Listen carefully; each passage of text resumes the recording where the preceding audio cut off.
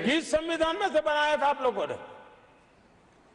आपने देश के प्रधानमंत्री पद की गरिमा को चकनाचूर कर दिया था और रिमोट पायलट बनकर के आप उसके माथे पर बैठ गए थे। कौन सा संविधान आपको अनुमति देता है? आदरणीय सभापति जी, जरा ये बताएं हमको, वो कौन सा संविधान है जो एक सांसद को कैबिनेट के निर्णय को सार्वजनिक रूप से फाड़ देने का हक दे देता है? वो कौन सा संविधान था? किस हैसियत से फाड़ा गया था? आदरणीय सभापति जी, हमारे देश में लिखित रूप में प्रोटोकॉल की व्यवस्था है। राष्ट्रपति, उपराष्ट्रपति, प्रधानमंत्री, स्पीकर सब कैसे कहां होते हैं? कोई मुझे बताएं कि संविधान की मर्यादाओं को तार तार करके प्रोटोकॉल में एक परिवार को प्राथमिकता कैसे दी जाती थी? कौन सा संविधान था? संवैधानिक पदों पर बैठे हुए लोगों बाद में, एक परिवार के लोग पहले। कौन से संविधान की मर्यादा रखी थी आपने? और आज संविधान की बातें करते हैं, संविधान लहराते हैं, जय संविधान कहते हैं। अरे आप लोग तो India is Indira, Indira is India के नारे लगा करके जिए हो। आपको संविधान की कोई आदर भाव कभी व्यक्त कर नहीं पाए हो। आदरणीय सभापति जी, मैं बहुत गंभीरता से कह रहा हूं कि देश में कांग्रेस संविधान की सबसे बड़ी विरोधी है। उसके जहन में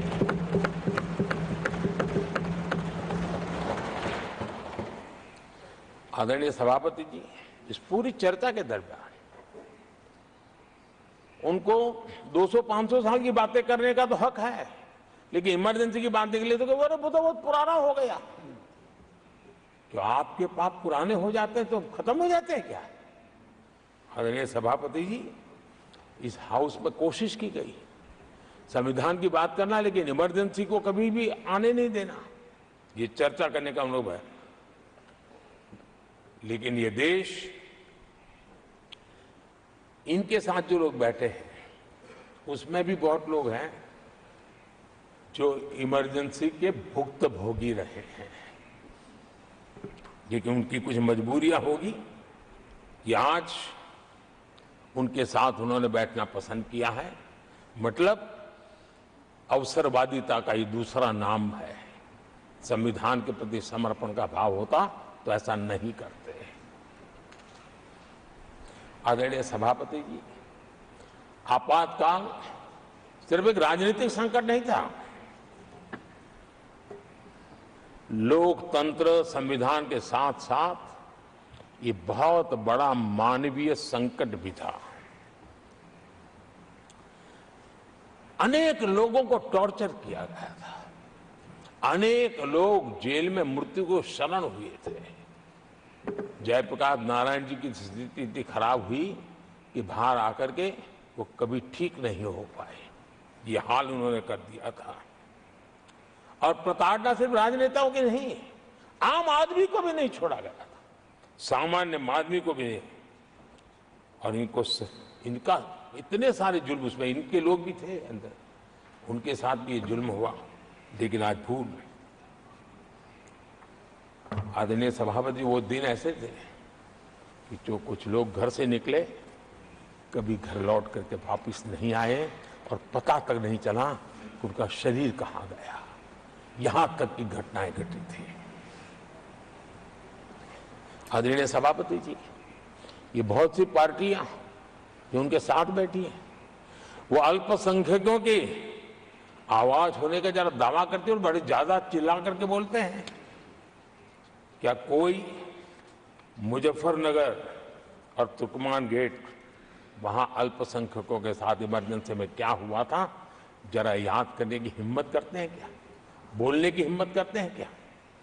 आदरणीय सभापति जी, और ये कांग्रेस को क्लीन चिट दे रहे हैं।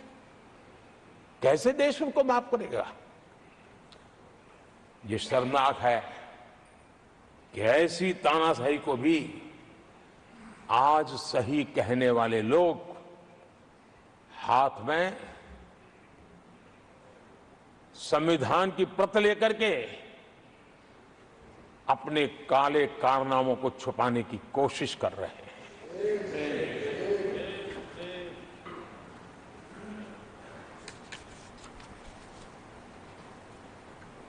आदरणीय सभापति जी, उस समय कई अलग छोटे छोटे राजनीतिक दल थे, ये इमरजेंसी के खिलाफ लड़ाई के मैदान में उतरे थे और धीरे धीरे उन्होंने अपनी जमीन बनाई थी। आज वो कांग्रेस का सहयोग कर रहे हैं। और मैंने कल लोकसभा में कहा था